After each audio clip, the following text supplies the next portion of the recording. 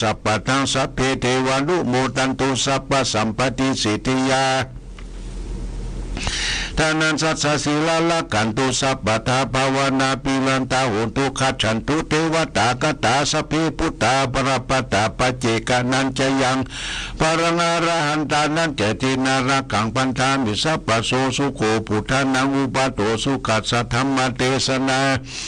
สุขาสังคัสสะสามัคคีสมัคคันังตาโปสุโขคติโยเสโตสเนตัสสมิเยโคตปฏิชายโนวิชาจารณะสัมปันโนโสเสโตเทวมนุเสเทวตปฏิอติโตลติมา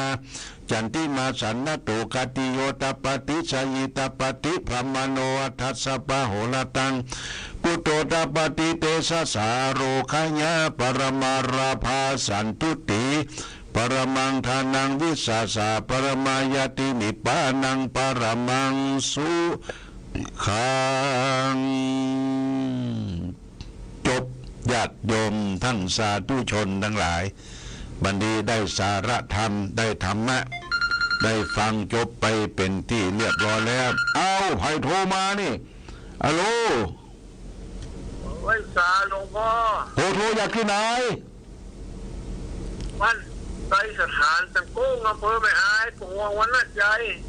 ปวงวันน่าใจชัดเจนบ่ครับมันกระว่อนกันแง่นน้อยครับหลวงพ่อกันม่อนกันแง่นเนาะฮะครับบ่ชัดดีละเด้อไม่มันน่าจะเป็นตามไม่ขอบคุณเด้อสวัสดีเด้อครับได้ละโมเรียบร้อยแล้วครับดีละโมทนาสาธุเด้อครับผมสวัสดีก็ขณะนี้เวลา9:35 นาทีก็เลยเวลาสัก5 นาทีเมื่อญาติโยมไปจะแจ้งผลการรับฟังอยู่ที่ไหนฟังเป็นจะได้ตะกี้เพิ่นโทรมาจากบ้านสันกุ้งแม่อายบอกว่าฟังแล้วเป็นกระท่อนกระแท่นมันจะเป็นจะได้แล้วก็ลองโทรเข้ามาอยู่ที่ไกลชัดเจนเป็นจะได้นะวันนี้ได้มาพบกับญาติโยมก็ได้นำสาระธรรมอุจาแม่อุ้ยอินเสมิงฮัลโหล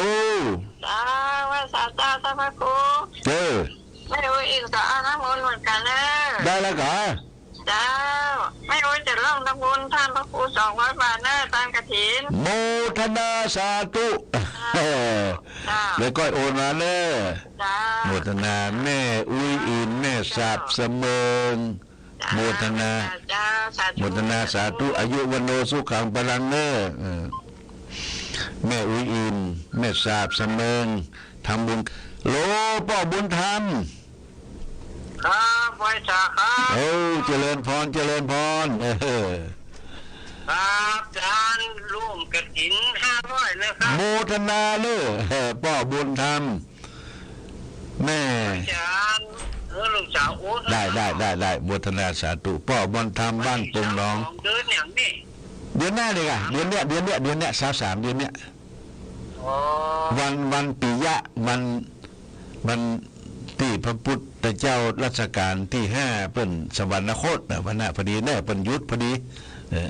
ครับขอบคุณพ่อบุญธรรมเด้อครับขอบคุณพ่อบุญธรรมพร้อมด้วยครอบครัวอันอยู่ดีมีสุขเด้อเจริญพรส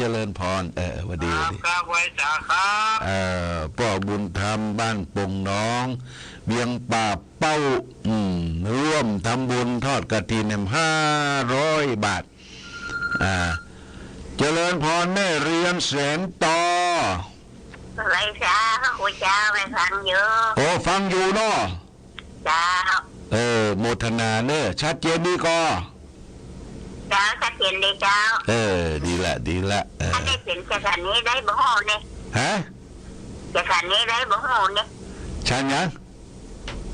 ตีออกเงินตีสักครู่ออกเงินเดี๋ยวเนี่ยมันเป็นได้ถ้าชี้มันเป็นออกเลยแบบนี้เลยอ่ะ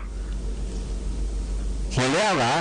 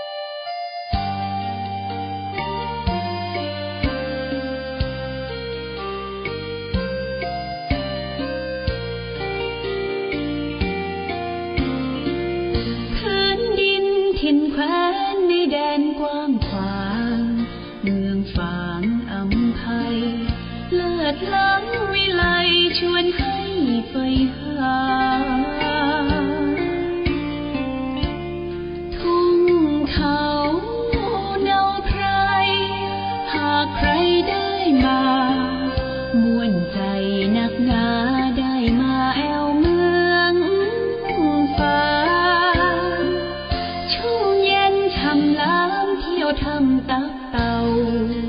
แดนเก่าโบราณเรียบล้อลำธารเที่ยวดอยอ่างขางเขื่อนน้ำแม่นางเยี่ยมชาวบ้านยางป่าคาดอยลางกลางถ้ำผาพึ่งพนาป่าสวยน้ำใสน้ำใจสะอาดเมืองฟ้าธรรมชาติเสกสรรปั้นมาหลากพื้นเผ่าพันธุ์ร่วมกันพร้อมหน้าเสน่ห์นำพายมาเมืองฟ้าดอยดงหน้าแดนแห่งนี้มีชื่อเมืองปางท่ามกลางลมหนาวทุ่งท้องกวาวชวนให้ลุ่มลงหากแม้นใครเยือนสักครั้งก็คงอยากแท้ลืมลงเมืองฟ้าฝังใจ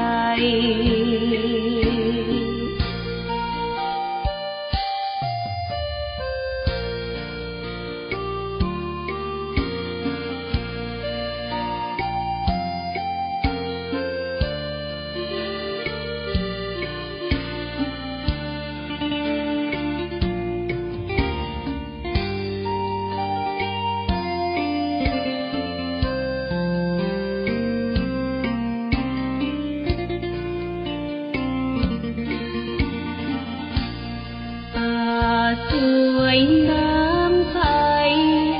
น้ำใจสะอาดเมืองฟ้าธรรมชาติเสกสรรปั้นมาหลากพื้นเผ่าพันธุ์ร่วมกันพร้อมหน้าเสน่ห์นำพายมาเมืองฟ้าดอยดงปางท่ามกลางลมหนาวทุ่งท้องกวาวชวนให้ลุ่มลงหากแม้นใครเยือนสักครั้งก็คงอยากแท้ลืมลงเมืองฟ้าฝังใจ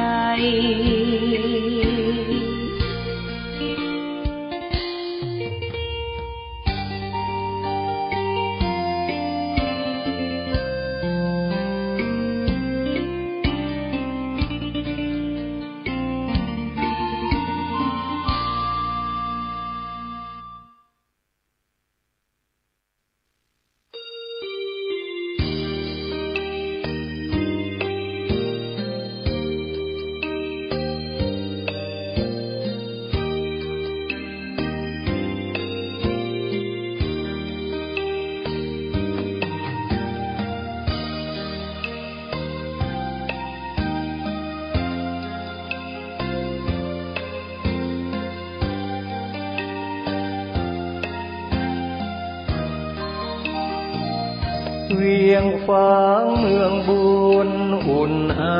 ถึงชัยประการน้ำกกแม่อายไหลผ่านสองฝั่งสายทานอุดมสมบูรณ์เมืองไม้งามอารามเอื้องหลวงดอกคูณชูช่อรอแสงอรุณเหมือนบุญหนุนนำให้มาแม่อายยามนี้ไม่มีเสียงใครสะอื้นสวยสดผู้สาวงามชื่นยามยิ้มละรื่นชื่นในอุราช่างงามพร้อมผุดผ่องผิวพรรณจัญญาช้างเผือกในภูมิพันนาเพียงพบศพตาพาใจอาวรพระเจ้าพรหมเส สร้างสมเวียงชัยประการสืบลูกสืบหลานเป็นตำนานเหมือนดังละครเหนื่อยยากเพียงใดทรงใส่ใจข้าราษฎรเชียงแสนแม่อายท่าตอนทรงขวาตอนร่วมเป็นธานีควรจงภูมิใจเทิดไว้เหนือกล้าวเกษาพระคุณมากล้นพันละนาสร้างเมืองมานับกว่าพันปีกอบกู้เวียงร้างสร้างวัดวิหารเจดีย์เรามีสุขทุกวันนี้เพราะพระบารมีของพระเจ้าพรหม